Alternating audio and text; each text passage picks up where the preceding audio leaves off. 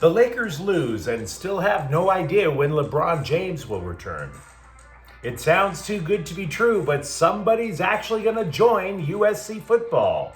And Fat Joe emerges from hiding to claim that face planting in the World Series, it's not that big a deal. Good morning. I'm James. This is your daily dose of sports and snark for the greatest sports city in the world, Los Angeles. This is the faithful Angelenos Morning Report. It's December 14th, 2024. It is a glorious morning here in the Sanctum Sanctorum of LA Sports. We also added a new subscriber to the Angeleno Familia yesterday. Thank you for getting in on the ground floor. We are going to do our best to keep you informed. And if you like being in the know about LA Sports, well, click and clack the like button. Click and clack the subscribe button. There's a notification bell. Hit that. It'll let you know when we drop new content. Sharing is caring. Let people know we exist, and by all means comment. Now, before we go through the news and notes, look at the scoreboard. Minnesota 97, Lakers 87. No LeBron James equals another Laker loss. Anthony Davis scores 23 points. He's the only player to crack 20 in that game for LA. Austin Reeves added 18 in his return from an injury. The Lakers turned the ball over 21 times. And in the last 10 games, they've been outscored by an average of 10 per game. Not keeping the ball, not playing defense, not exactly the recipe to win. Meanwhile, JJ Redick says he has no idea when James will be back, so that's lovely news to start Saturday morning. We're going to talk more about the Lakers in a moment. Meanwhile, Denver 120, Clippers 98. Norman Powell and Kevin Porter each scored 16 points. That's 3 consecutive losses for the Clippers. Meanwhile, today, Arizona is at 24th-ranked UCLA at noon. Well, actually, it's a game in LA. It's not necessarily at Pauley Pavilion. The cliche is true. These are two teams that don't like each other. And they also can't quit each other now that they're in different conferences. Kind of romantic when you think about it. And the Kings are at the New York Rangers at 10. I made a mistake in yesterday's clip. I misread as if that game were to be played Friday. I apologize for the error. Andre Lee is coming back to the NHL. The Kings summoned him from Ontario. And now let's get to the news. The Lakers currently stink so bad that LeBron James didn't even join them on the team plane. Like, you ever sit next to somebody farting on the plane? I have. Imagine a roster of 15 or 18 grown-ass men with uncontrollable gas in a seated flying tube. That's what being on the Lakers must feel like right about now. And I want to address James not being with the team because the rumors are getting a little batty. Because if the rumors are true, which I have no reason to believe they are, this is but a taste of the glorious state of Laker basketball that LA Times columnist Bill Plaschke envisioned when he demanded that the Lakers finally rid themselves of LeBron. Oh, if only Anthony Davis would take time off for personal reasons, then Bill Plaschke's little hissy fit will finally be realized. Now, I hope not. This doesn't look particularly fun. Now, ESPN, which is at best hit and miss with its coverage, gave us 3 reasons for the Lakers' overall suckitude. And the 3 reasons? Hell, there's something you could have come up with just by having a few drinks with your boys at the bar. The defense sucks. No. I mean, we knew that. I will say the descriptions of how bad the Laker defense sucks is kind of startling. There was an anonymous scout from another Western Conference who described the Lakers as, quote, they weren't even trying. The Lakers play with zero physicality. It's easy to get transition baskets. It's easy to score via pick and rolls. It's easy to post up and cut for easy baskets. Everything is just easy, unquote. Second reason, inconsistency. No kidding. D'Angelo Russell, rookie Dalton Connect, Rui Hachimura, they can get 20 plus one night to the next. You can't count on that yet. And I'm not saying that you got to get rid of Dalton Connect. This is the thing that you would expect from a rookie. But yeah, 20 plus one night to the next, that's not going to help, right? I mean, if you take a look at a guy who used to play for the Lakers, Brandon Ingram, and there were times when he was in LA where you thought, wow, that really can be the Laker future. And then, of course, they traded him away, and you're like, no, he's so good, but he scores 35 points one night, 5 the next. That is an average of over 20 points per game, so you think he's amazing. But no, you have 5 points in a game, and you're the guy your team is going to lose. And that's exactly what you're getting from D'Angelo Russell, Rui Hachimura, et al. It's mediocre. And as a result, the Lakers' record is mediocre. You need to know where you're going to get 18 points a game every night, not an average of 18 points a game. The third reason is James's dropping numbers, and that's where I want to bring up the current absence from the team. By sitting out last night's game, James would get 8 days of rest on his jacked up foot and miss only 2 games. Okay? In other words, maybe we should just tap the brakes on the rumor train until we know where the hell it's going. Because that train might be running right into the side of a mountain. All those rumors. And trust me, if there's one thing that this program is built on, is swatting down idiot rumors. We don't know what it is. It might be retirement. I doubt it's a trade. He has a no trade clause. Maybe it is about the Diddy parties. But most likely, the simplest guess is the most likely. The smart guess is he's resting his foot.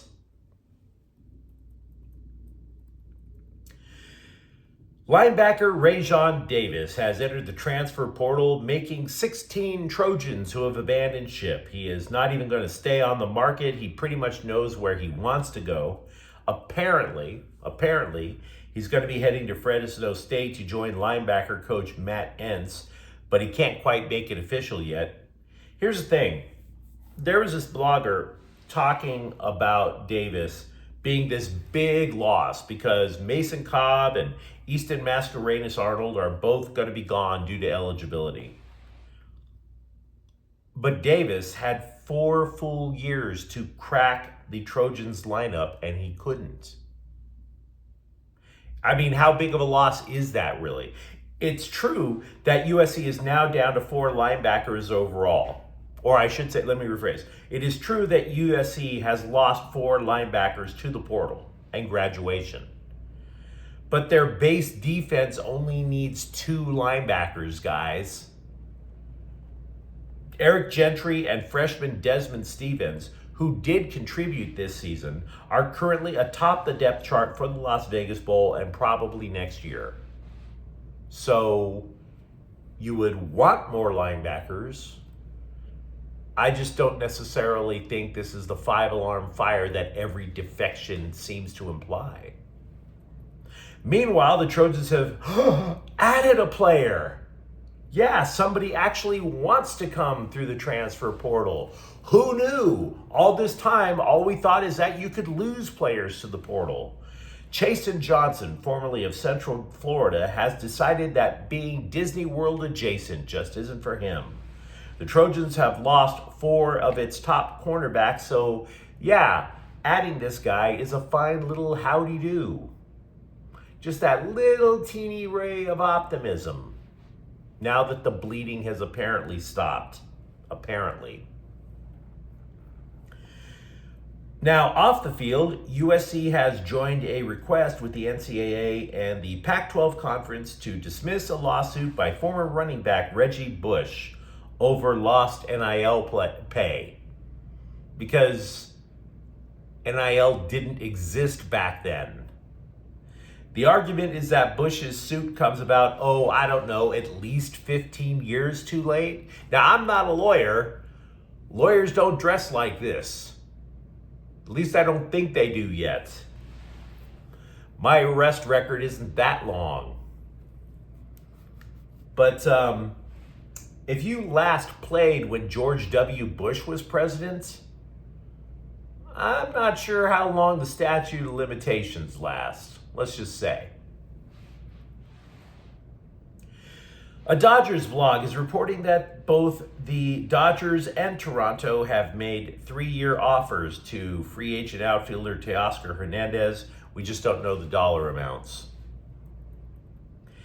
Also, Dodgers adjacent news. Do you remember the World Series?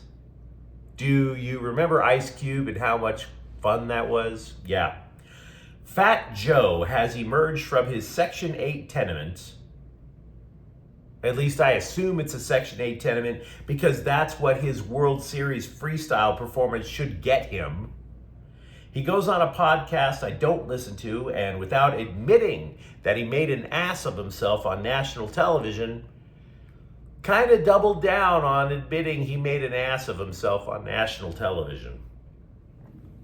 The dude tried to recall or tried to match Ice Cube's pregame performance in the World Series when it shifted to New York for Game 3. The dude lost even worse than Drake did to Kendrick. Let's be real about that. It went so bad for Fat Joe that he changed his name to Morbidly Obese Soulja Boy. Quote, "I don't care what they said. I grew up 5 blocks away. It was one of the biggest honors of my life to go perform at the World Series for the Yankees. I don't give a F," unquote. Now, you might want to believe him. You might. But then he tried to clown some of the Dodgers on the way out, and that didn't go well. Look, if you didn't care that you face planted on national TV, why are you bringing up the Dodgers? Why? He called Shohei Ohtani, quote, "the Japanese guy," which is weak sauce because the Japanese guy didn't say anything about rotund pit bull. If the Japanese guy went after Flabby Jaw Rule in the first place, I'd get it, but he didn't. Now look, you might find this hard to believe. I'm not exactly sure of all the rules and regulations of battle rap, but isn't Shohei Ohtani supposed to be in front of you before you hit him with your bars? Just asking. And by the way, the Japanese guy is known in all 4 corners of the globe. You ain't even close to the best rapper in New York, bruh. To me, my taste, Pharoah Monch is the best rapper in New York. Unfortunately, he's a Mets fan. So there's that. Pharoah Monch didn't try to diss the Dodgers after the Mets got bounced in the playoffs. He went on with his life. Maybe you should do the same and get back to work as the custodian over at the Section 8 tenement. Justin Herbert has been deemed sound enough for the Chargers, and he will play Sunday versus Tampa Bay. Now look, the players didn't think his ankle or bruised leg were that serious to keep him from the game. Everyone in powder blue lauded the quarterback for being tough as they come. Man, so rough, so tough. And I don't doubt that. I really don't. What my problem is that eventually Herbert is going to look like the Black Knight in Monty Python and the Holy Grail. And then the Chargers are left with Easton Stick to get them through a playoff game. That's a thing, guys. I took a brief look at Angel City's roster because it's patently obvious that the team needs to make drastic changes after missing the playoffs in 2 of their 3 years. They already need a new general manager. They need a new coach. But they're going to need new players. And I got to tell you, I was looking at the roster, and the thing that immediately jumps out, they're old as hell, and they're not trying to even get younger. They re-signed Sydney Leroux, right? She's 34. Claire Emsley is their leading scorer. She's 30. And they've been talking about signing an extension with U.S. women's national team member Kristen Press. She's 36. She had 4 surgeries on one knee in the last 2 years. Oh, yeah, let's keep her around. I'm not saying you have to go raid the high schools. 30s? Even the Galaxy are like, guys, we tried that route. MLS Soccer, meanwhile, floated the idea of LAFC forward Kai Kamara, who's currently out of contract, switching over to the champion Galaxy as a super sub striker. And to be honest with you, it doesn't sound like a bad idea. The problem is the scribe didn't mention any sources, so it just sounded like he pulled that one out of his butt. Pro Football Focus, or PIF, absolutely loved how Rams right guard Kevin Dotson performed in the Thursday night win up in Slum Francisco. They knew that this game was going to be a battle of attrition, and Dotson was just a man among men out there. He didn't just get off to a good block at the line. No. Then he would go to the next level, flatten the linebacker, next level, blast out the defensive back. It was a lovely performance of physical play. And I bring that up because while everyone, when they watch football, they'll love like a big hit in the backfield or they'll love this majestic long bomb, I like watching line play. I'm a weirdo that way. I get it. But I also wanted to bring it up because I like talking about Kevin Dotson, because when you look at the Rams' offensive line, he's the one that looks like he has a big blue condom stretched over his head. Dude, I get it. There are some players who have put the condom over their head because they think it's going to help them not get concussions. Concussions are a thing. Totally understand. But I'll be honest with you. If I have to run around there looking like I have a rubber on my head, miss me with that. I will wait for the next step in tech. But you let me know what you think in the comments thread. Do you see any reason for optimism with the Lakers? For that matter, are you happy that USC might be turning things around eventually in the transfer portal? And if you enjoyed the content, don't forget to subscribe to Faithful Angelenos. We talk LA sports every single day here. Thank you for watching. I'm James. We'll be back tomorrow. Faithful Angelenos is a Kian Cortel Queso production. Take care.